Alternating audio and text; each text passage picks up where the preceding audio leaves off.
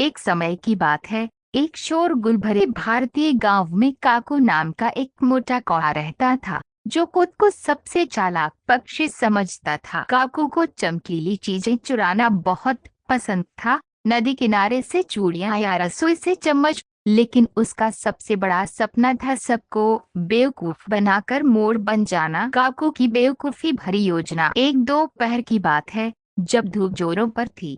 काकू ने गांव के तालाब में एक रंग बिरंगा शादी का हार तैरता देखा, जो एक बड़े से भारतीय विवाह के बाद छूट गया था। अरे वाह, इसे तो मैं राज से दिखाऊंगा। वह खरखराया, वह झपटा मारकर नीचे उतरा, चोंच से हाथ पकड़ा और अपनी बेडौल गर्दन पर लटका लिया। पंछी नहीं, बस भीगे हुए गेंदे के फूल और गुलाब की पंखुड़ियां, जो दादी की इत्र जैसी खुशबू दे रही थीं। काकू गांव के चौराहे पर झूमता हुआ पहुंचा, सीना फुलाकर बोला। मुर्गियां भौंकने लगीं, बकरियां हंसते हुए बोलीं और गायें चबाना बंद करके घूरने लगीं। देखो, मैं हूँ काक पक्षी, आकाश का राजा, वह चिल्लाया, नकली पूंछ फैलाने की कोशिश करते हुए। गांव के बच्चे सबसे पहले उसे देखकर चिल्लाए, देखो, चलता फिरता फूलों का गमला। वे हंसते हुए लाठियों से दौड़ाने लगे। काकू घबरा गया और भागा, लेकिन हर एक कांटेदार झाड़ी में फंस गया। चीर फूल इधर उधर उड़ने लगे,